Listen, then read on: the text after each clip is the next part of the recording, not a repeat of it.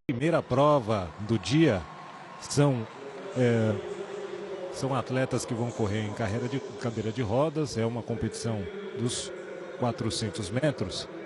E a gente vai trazer também outras provas com presença de brasileiros. Temos o Fábio Bordignon, temos também o Mauro Evaristo, enfim, tem muita coisa boa para acontecer aqui. Tomara que subamos ao pódio mais muitas vezes no dia de hoje no atletismo. Comigo está aqui a Edneida Freire, que é a nossa comentarista de atletismo, vai falar um pouco para a gente sobre as expectativas para o dia de hoje. Edneida, bom dia para você.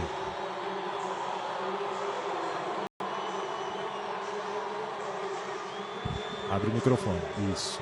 Bom dia a todos que estão prestigiando o atletismo neste momento, dentro do Engenhão e conectado com a telinha da TV Brasil. É um prazer estar aqui falando de atletismo, especialmente paralímpico, que é um esporte de guerreiro. Com certeza. E a gente vai ter aí, a gente já está assistindo a primeira prova do dia, que a gente vai confirmar daqui a pouquinho. São os 400 metros, classe T52. Lá já encerrou aí, vamos confirmar quem venceu. O atleta dos Estados Unidos, Raymond Martin. Chegou na primeira posição pela raia 4, 57 e 77 foi o tempo dele. Os 3 primeiros se classificam nessa prova para a final, são 2 baterias. O Gianfranco Iannota, dos Estados Unidos, ficou na segunda posição e o português Mário Trindade na terceira posição, todos classificados, Felipe. Tá certo. E a partir das mais ou menos das 10h40 da manhã, daqui a pouquinho já vamos ter a final do salto em distância masculino, que vai ter presença brasileira, presença do Rodrigo Parreira da Silva, que vai competir na final do salto em distância, e também teremos a final dos 200 metros rasos, classe T35, Fábio da Silva Bordignon. Só para explicar, o T é de trekking, 35, essa é uma categoria para paralisados cerebrais. Também teremos presença brasileira no arremesso de peso F42 com o Mauro Evaristo de Souza. Então a gente vai ter muita coisa para acontecer aqui no atletismo. A gente está confirmando agora o resultado final dos 400 metros T52, com vitória do norte-americano. Pois não, Bocardi? E algumas provas, há algumas surpresas, como na prova de ontem dos 1.500 metros raso, em que o atleta obteve a medalha de ouro com um tempo que seria surpreendente, inclusive na Olimpíada. No atletismo convencional, a gente tem inclusive imagens dessa prova aí. Vamos ver então. Vamos ver imagens dos 1.500 metros, classe T13. Essa prova, aliás, que teve presença brasileira. Júlio César Agripino dos Santos e Yeltsin Jacques. A gente já está dando uma olhada na prova. Os brasileiros, no comecinho da prova, estavam ocupando o primeiro pelotão. Olha aí, o Agripino logo na frente, o Yeltsin um pouco atrás. Mas eu queria destacar um momento que daqui a pouquinho a gente vai ver. O Agripino é empurrado por um atleta da Turquia. E aí ele perdeu a passada, ficou para trás e não conseguiu se recuperar. E aí no final da prova, veja como os atletas, principalmente 2 atletas da Argélia, um do Quênia e um da Etiópia, vão se destacando. O sprint final do argelino Abdelatif Baka e o etíope Tamiru Denis também disputando ali. O Tamiru Denis tentou apertar o ritmo no finalzinho, mas ele não conseguiu superar o Abdelatif Baka. E como disse o Bocage, com o tempo de 3:48 e 29, esse seria um tempo surpreendente também numa prova convencional.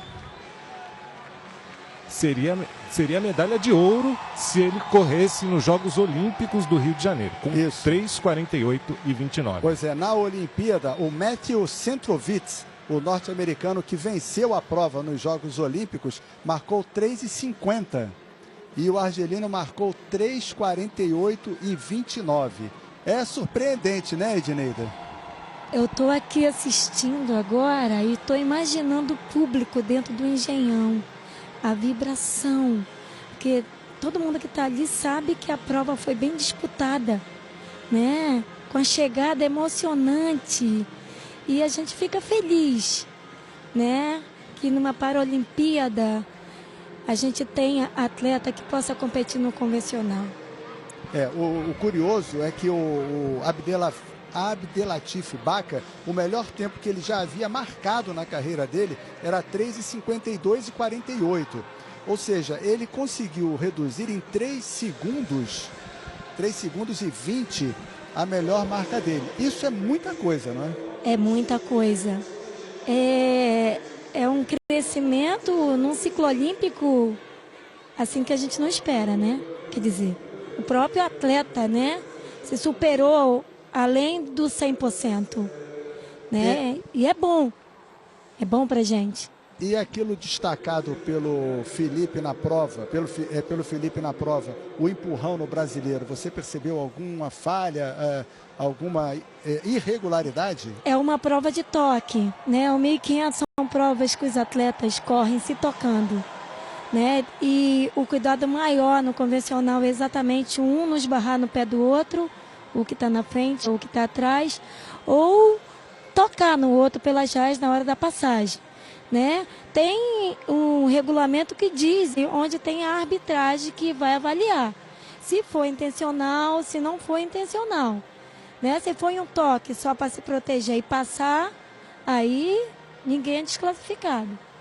Ontem eu estava acompanhando aqui pela TV e houve uma prova em que um guia tropeçou num atleta e ele acabou se soltando do atleta que ele estava guiando, evidentemente, e o atleta teve de parar porque estava sem o guia e o guia estava caído na pista. Mas foi exatamente isso, quando eles cruzaram, o atleta não percebeu, né, que havia alguém atrás dele e acabou havendo choque. Imagina no convencional, onde já acontece isso. Imagina com a deficiência visual, né? Que é o que complica mais, porque ele corre com mais uma pessoa do lado dele, falando e orientando, né? E a pessoa está bem concentrada ali no seu tempo, na sua corrida, e às vezes até esquece, né? E esbarra mesmo, né? Se for um esbarrão intencional, aí pode ter certeza que ele vai ser desclassificado.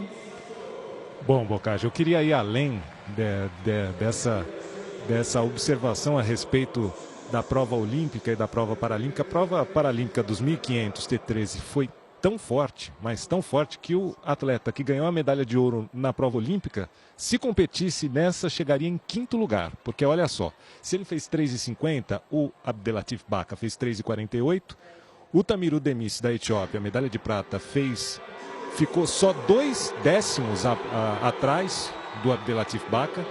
A medalha de bronze foi 3,49,59, 1 décimo de vantagem. E o 4º colocado, o Fouad Baca, também argelino, também fez 3,49.